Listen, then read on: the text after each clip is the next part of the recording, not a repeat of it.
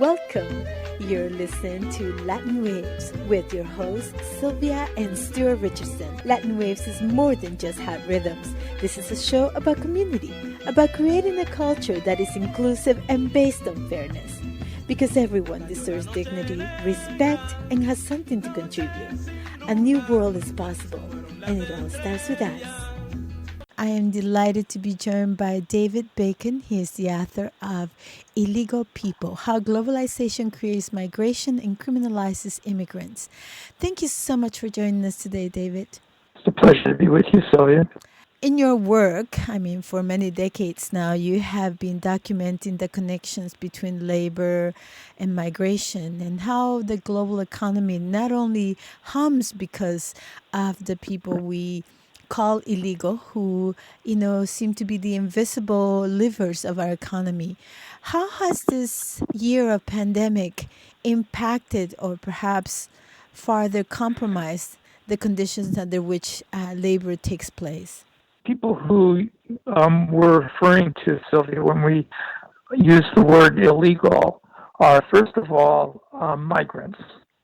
So the term illegal is kind of like a derogatory way of referring to the fact that people all over the world are being displaced by neoliberal economic reforms, by basically what we would call, if we want to use a real term for it, imperialism. It's the relationship between rich, powerful countries that were the colonizers of the world and the countries that were previously colonized. So as a result of all of this history, over 200 years of history, more really, people in the developing world are being forced to leave their homes because of the economic changes that have taken place there, making it really impossible for people to survive. And we can talk about some examples of that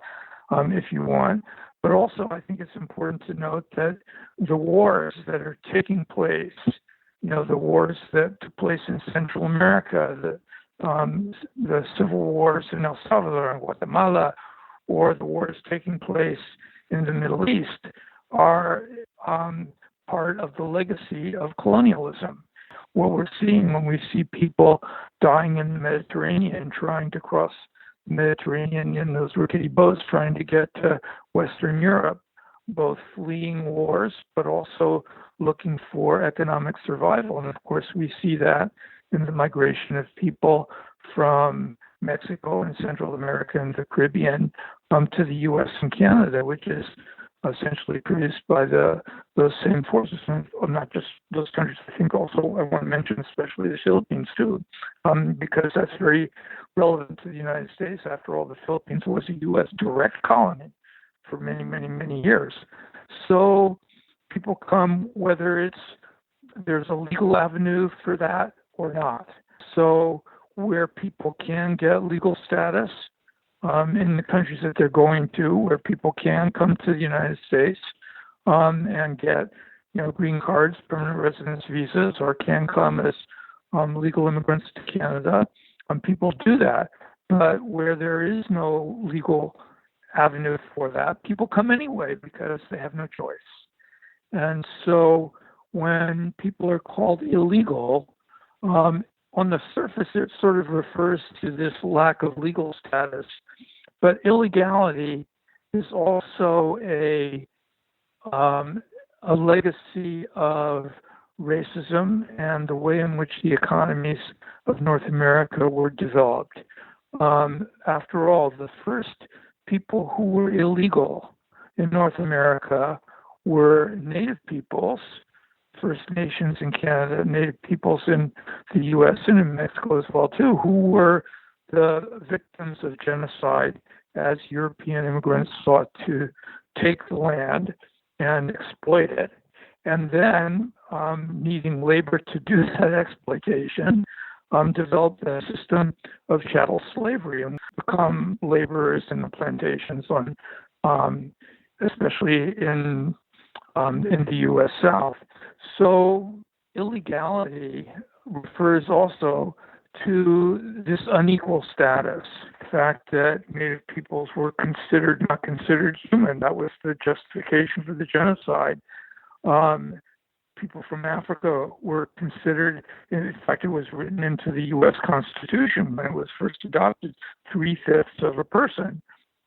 People from Africa were counted as 3/5 so that slave owners could get more representation in Congress. But of course, as 3/5 of a human being, what that really meant for the people who were subjected to that, people were not considered really human at all. So illegality kind of goes down through the history of racism in our countries. The way in which Chinese people were treated, the Chinese Exclusion Act in the 1880s passed in the United States here, which again put Chinese people into this status of people who really had no right to be here, even though their labor was very necessary for everything from the building of railroads to the draining of the Delta and the establishment of agriculture in California, where I live. People from India, there was a famous Supreme Court decision in which people from India were officially considered not white and therefore ineligible for citizenship in the United States. So all of these are sort of categories of illegality. And so when we sort of unpack the word illegal, this is sort of the history that we are facing. And so today, I was just looking at the inauguration of Joe Biden as the new president of the United States and thinking about Donald Trump and what he did in terms of the way in which he treated those people who were coming to the United States. Donald Trump was one of the main enforcers and reinforcers of this illegal status of people. Well, one of the most important things that Trump did was he issued an order when the pandemic started here in the U.S., in which he shut down the means by which people have been able to come to the United States legally, what was called the family preference system, based on their family relationships. That was shut down. And at the same time, he made an exception for the agriculture industry and allowing them to continue to bring people to the United States. That's what are called H-2A workers or guest workers. It's like our equivalent as the Canadian program, the Canadian SAW program, special agricultural workers, in which here in the U.S., people essentially have no rights and are used as basically cheap labor and then told to leave the U.S. after the harvest is over. So, this sort of made it very, very clear that the purpose of U.S. immigration policy under Trump was to supply labor to the companies that want it, which is goes all the way back to the development of plantations and slavery, and at the same time shut down the immigration system that made it possible for people to come here based on their family relationships. In other words, looking at people as human beings, as part of our communities, people with families and so forth. So, this is sort of what people are hoping to end with the end of the Trump administration, or at least looking for some change in that. But, we can talk about how much change we can expect here and kind of how difficult it's going to be, because after all, this kind of illegality and this problem of second-class status and the exploitation of labor is built into the U.S. system from the very, very, very bottom of it all the way to the top. We are promised that if we elect a Democrat government, we are going to see some changes and shifts in the way government operates. But for Latin America, the sanctions against Venezuela began with the Obama administration, with President Biden as vice president.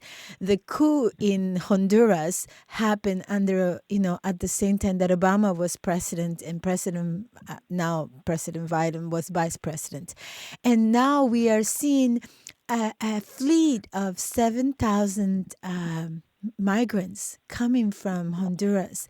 So I'd like to talk a little bit about, the responsibility of our social movements, people who are connected with labor movements, to see the connections that second-class citizens, whether it's you would call them temporary visas, temporary workers, whatever name you want to give it, is creating a multi-layer class of workers, right, where we are competing against each other. Can you talk a little bit about, what you've experienced, your connection to these struggles and your connection to the stories of these people? Starting going back to what you began your question with, or the observations that you made about Central America and Venezuela. Carlos Vecchio, who is the representative of Juan Guaido, the person who the U.S. has sort of anointed as the government of Venezuela in exile, was a guest at the inauguration this morning. And I think that tells us something about where we are going to be at in terms of the Biden administration. You point to the fact that the efforts to the coup attempts against Maduro in Venezuela or in Honduras took place under Democratic administrations, sort of centrist Democratic administrations. So I think this is kind of what we can expect from the sort of people who Biden has already nominated to head the State Department, the National Security Council, and so forth. That being said, though, I think that it's also, this is kind of this is sort of business as usual in a way for the centrist part of the Democratic Party. I don't think that Biden is betraying his base here. I think that what Biden is doing is what comes, natural to that section of the Democratic Party. But we have to remember also, though, that there is a whole other section of people here in the United States who have fought for something that is much more progressive than that. The people who supported Bernie Sanders, the people who have, we had a long history of solidarity movements in the U.S. in solidarity with the movements in Central America. And when the coup took place in Honduras, many people from the U.S. went to Honduras in an effort to support the left-wing opposition in Honduras as it tried to survive and did survive under these kind of coup governments. So what happens under a new Biden presidency is going to depend a lot on how organized and vocal the opposition is here in the United States. There's been a lot of criticism of the left wing here in the U.S. When Obama was elected for sort of going to sleep to a certain extent, or at least allowing Obama to govern without much pressure on him from the left. I'm not sure that was entirely justified criticism, but certainly to do that now would be, pretty disastrous. So we are seeing, with the caravans, the one that started in San Pedro Sula and then was met at the border with Guatemala by the armed forces of Guatemala, basically tear gassing and beating people in an effort to sort of force them back into Honduras. And this is all being done at the instigation of the U.S. here, which wants the Guatemalan government and Guatemalan military to do this. But you can also see that the pressure on people to leave Honduras is as great now as it was, 10 and 20 years ago. And these continuing efforts of people to come to the United States are going to continue. And so what people here in the U.S. do, and I would say this also applies to Canada as well, too, what people do in support and in solidarity with people as they are trying to seek their survival, Well, that's very important. That's going to, I think, determine what the policy of the Biden administration is, because we can kind of look at who the appointments are and see that the kind of imperial relationship that the U.S. has with Honduras, for instance, or Guatemala, is that's not going to change very much.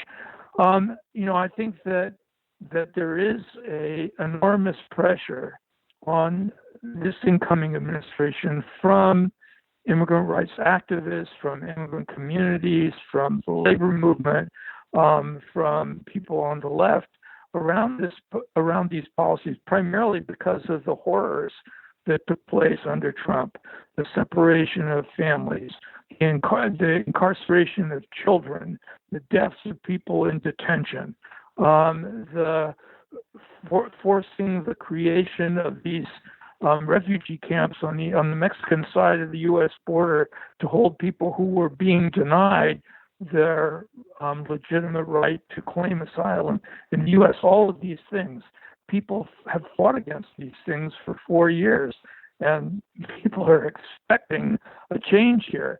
And in fact, Biden has announced that in his first day in office, he is going to put forward a much more progressive immigration policy than obviously that we saw under Trump. And that's a product not so much of the goodwill of the Biden administration. I think it's a product of this enormous pressure that Biden is responding to, and also trying to show that the new Biden government is going to be something different from Trump.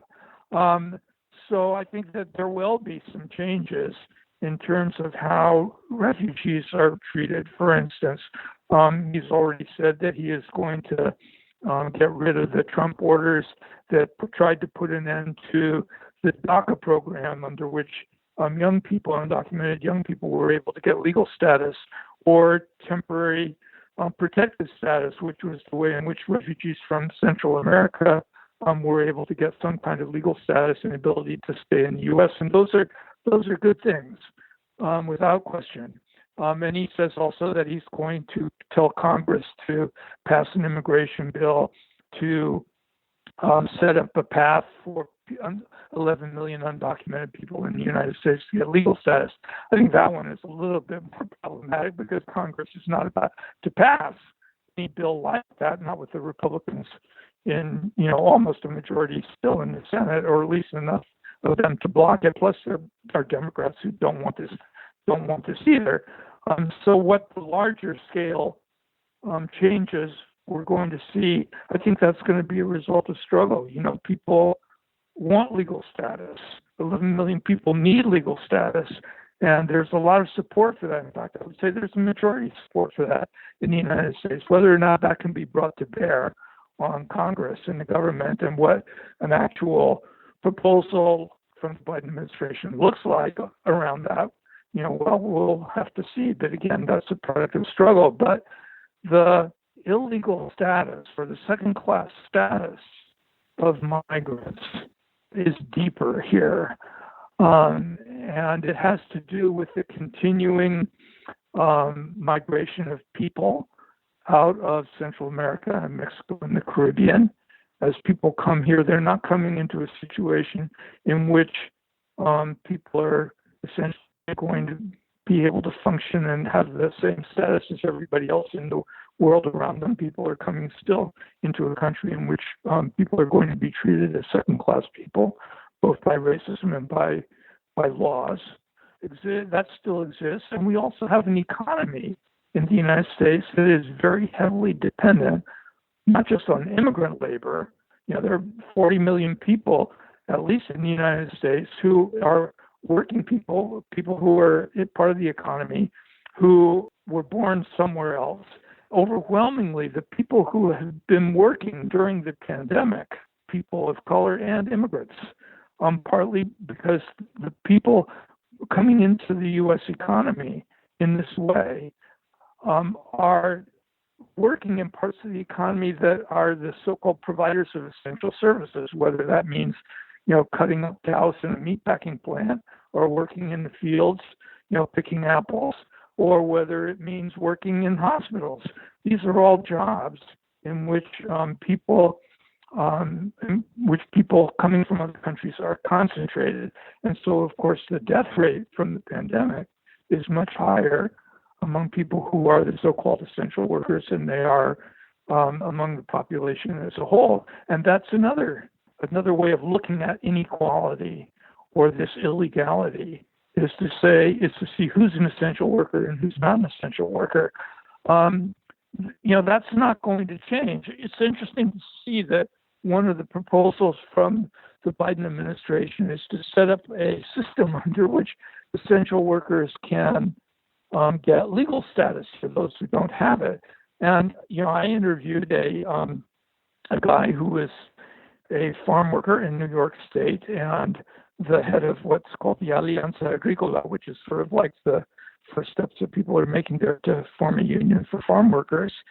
And he said that this was back in March, that one of the things that he was most angry about, and the people that he was working with were most angry about, was that they were doing work that was absolutely essential for people to be able to eat. And there was even, some sort of lip service that was being paid to that. And yet, first of all, people were eliminated from any kind of benefits under the legislation that passed through Congress that gave people, some form of economic life support, but also that people were not being offered a real status in this country. In other words, people weren't being offered legal status, and people weren't being offered citizenship and the right to have an equal status with everybody else around them. So I think that this proposal from the Biden administration to grant or to set up a process under which people can get legal status if they're essential workers and undocumented is a recognition of this truth, a recognition of this reality, and in some ways a response to the anger that people have about it. And that's good. That's good. But it's not going to erase inequality at one blow.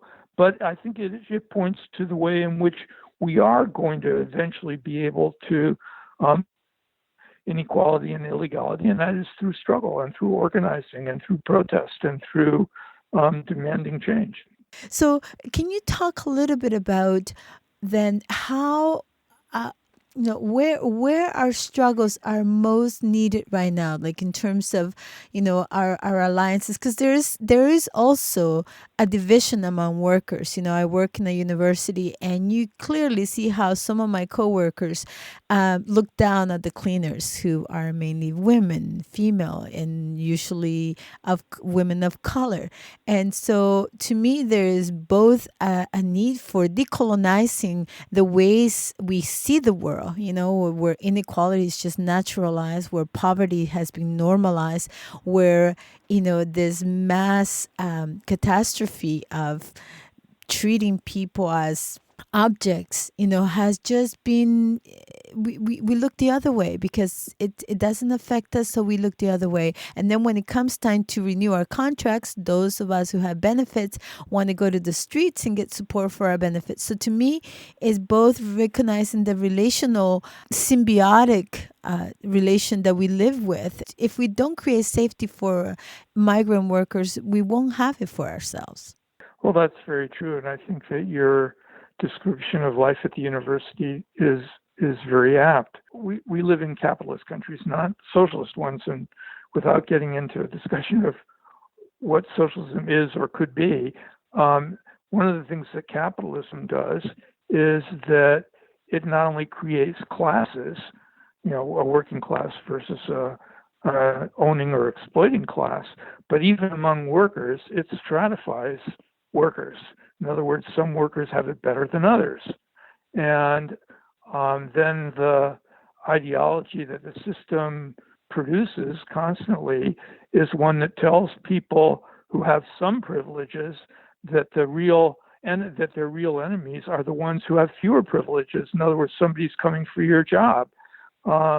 If you have, they did this over the last few years here in the U.S. with vengeance in terms of public workers, telling workers in general that these public workers have, too many too many benefits. They have their pensions are too generous. They're bankrupting the system. Their wages are too high.